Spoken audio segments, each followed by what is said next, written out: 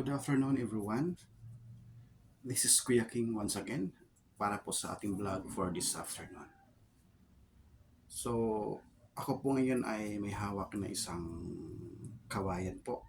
Yan. Ito po ay isang uri ng kawayan at ito po ay kumbaga siya ay patay na. And don't you know na maraming klaseng kawayan or bamboo sa English dito sa Pilipinas. And isa sa type po dito ay itong hawak ko. Okay? And ang kawayan na ito or bamboo na ito is a type of grass or isang uri ng damo. And the bamboo or kawayan, ito po ay may scientific name na bambusoideae. Bambusoideae. Ayan kung tama pa yung pagka-pronounce ko. Okay? Now, one of the characteristic of this bamboo o kawayan sa Tagalog, ito po ay, kumbaga siya ay sumusunod po siya sa hangin. Meaning to say, pag po ito ay nakaranas ng bagyo, kahit anong lakas ng hangin po, siya po ay yumuyuko lamang. Pag ganun po siya, and to the point na kaya niyang yumuko hanggang doon sa ground o sa lupa. Yan po ang isang karakteristik ng isang bamboo o kawayan. Napakatibay po siya. Kahit anong signal ng isang bagyo, hindi po basta-basta mabubunot ang kanyang ugat. And kaya niyang tumagal sapagkat kaya niyang i-carry yung hampas ng hangin.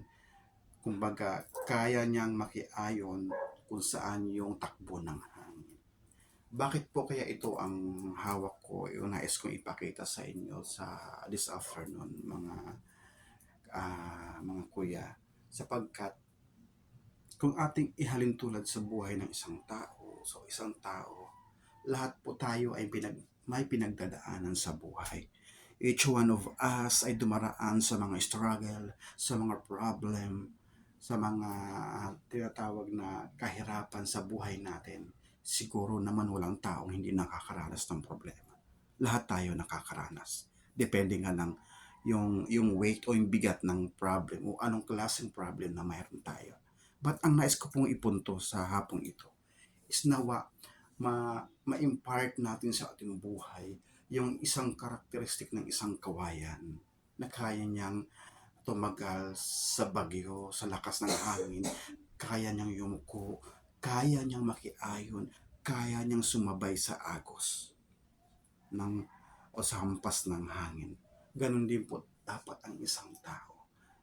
Kumbaga, tayo po dapat ay kayang makiayon, anumang pagsubok sa buhay, anumang problema sa buhay, dapat ay matuto po tayong lumaban, makiayon upang tayo po ay tumagal. Nakuha niyo po ang ibig kong sabihin, mga kapwa ko, mga kuya, na kung baga kung tayo po sa ngayon ay merong kakulangan, matuto pong pagkasyahin kung anong meron tayo. Kumbaga sabi nga sa isang kasabihan, matutong mamaluktot habang maiksi ang kumot. Dapat ganun tayong especially tayong mga Pilipino, habang hinahampas tayo ng malakas na bagyo sa buhay, dapat po tayo ay matutong yumuko, makiayon, or lumaban upang po tayo ay maging matagumpay pagdating sa dulo. Kumbaga, huwag tayong sumuko sa problema sa buhay. Kasi kung titingnan natin sa buhay natin, ano bang problema meron ka? Anong klaseng problem na meron ka sa buhay mo? Subukan mong tumingin sa paligid. Mas may mga tao pang mas mabigat ang pinagdadaanan kaysa sa'yo. Nawa magsilbing inspirasyon sa atin ang kawayang ito. Na anumang hampas ng bagyo, gaano mang kalakas ng hangin, kaya niyang yumuko upang siya po ay hindi susuko, hindi bumigay. Same as sa atin bilang isang tao. Anong hampas ng bagyo, anong signal man ng bagyo na meron tayo, dapat po matuto po tayong iayon yung ating buhay yung ating tinatawag na personality upang makatagal tayo sa bagyo ng buhay. So yun po ang nais kong ibahagi this afternoon sa bawat isa sa atin, including myself. Sapagkat hindi po ako exempted sa problem na ito. Lahat po tayo. And before ako mag-end, ito po ang pinakamahalaga sa lahat.